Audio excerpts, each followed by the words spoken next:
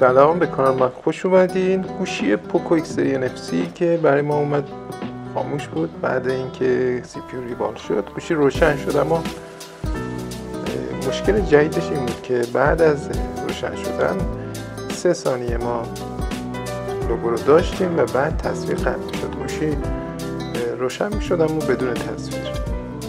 همونطوری که میبینید الان چند لحظه ما تصویر داریم، بعد رفت دیگه تصویر نداریم.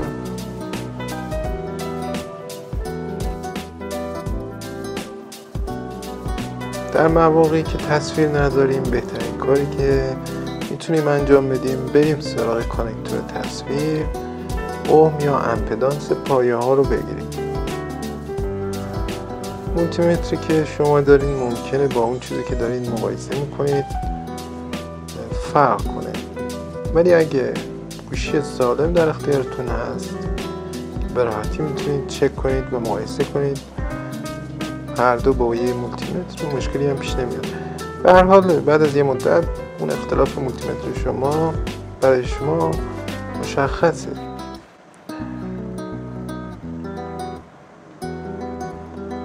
من خیلی فوری دارم چک میکنم که ببینم پایه هایی که اختلاف خیلی زیادی داشته باشن رو پیدا کنم.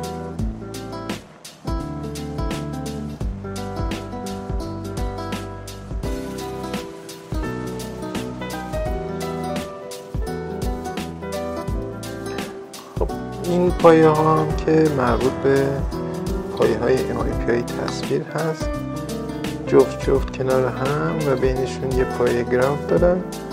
معمولا هم دور بر 300 تا 400 امپدانسشونه که مستقیم وصل میشن به سی پی یو. اگه اینا قطع باشن که شما باید مسیر بین سی پی یو و کانکتور رو چک کنید. اگه مسیر اوکی بود که معمولا مشکل خود قیم سردی زیر سی پی یو هست که با ریبال سی پی یو مشکل حل میشه. خب تا حالا که مشکلی نبوده. پایه های مربوط به لایت تصویر هست، ولتاژ اصلی که از قسمت مدار بوست تصویر میاد. این قسمت هم تا اینجا مشکلی نداشته. پایه هایی که مهم بوده چک کردیم، همشون نرمال بودن. باید ببینم وقتی گوشی روشن هست آیا ولتاژی تولید میشه دو این پایه ها. اگه ولتاژ مشکل داشت متوجه بشیم که کدوم قسمت ایراد داره. ممکنه تغذیه باشه یا خود مدار تصویر. مستقیم میرم سراغ سلف بوست که معمولا مشکل از همون قسمته. آره ببینید اینجا 18 ولت به ما نشون داد، چون که همین الان گوشی رو روشن کردیم و ما اولیش گوشی که روشن کردیم تصویر داشتیم 18 ولت داشتیم. الان این چند ثانیه‌ای که رد شد ببینید تصویر که رفت برگشتیم به 4 ولت. ببینید خروجی سلف ما 4 ولت فقط داریم که این برای وقتی یه گوشی خاموش باشه یا حداقل باتری روش وصل باشه و دستور روشن شدن نداده باشه. ولی الان چون گوشی روشن است و 4 ولت داریم یعنی سلف یا آی سی بوست مشکل داره که معمولا هم طبق تجربه هر وقت اومها مشکل نداشت کانکتور رو مسیر وصل بود، مشکل همین سلف هست که باید تغییر داد تعویض بشه. مثل گوشی A12 که زیاد به این مشکل برمیخوریم و با تعویض سلف مشکل حل میشه. من خوشبختانه یه بردی دارم که سلف سالم داره، نیاز به گشتن سلف هم نداریم. میخوام سلف رو تعویض کنم.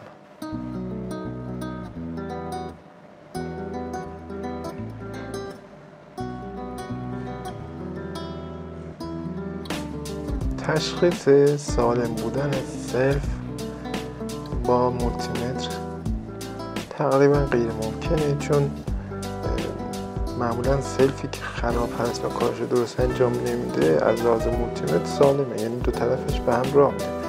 ولی شما فرض کنید صرف توی ولتاژ بالا داره کار میکنه، 18 ولت 20 ولت و ما این سیم پیچ ممکنه چند لایه مختلف سیم پیچ روکیش ذوب شده باشه و به هم وصل شده باشه. شما تست کنید دو طرف به هم پایه راه میدن، اما سیم پیچ کارهای خودش رو از دست داده و اون مدار بوست دیگه کار نمیکنه.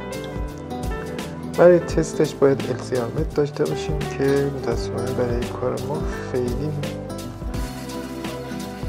مورد نیاز نیست که بخوایم تهیه‌اش کنیم.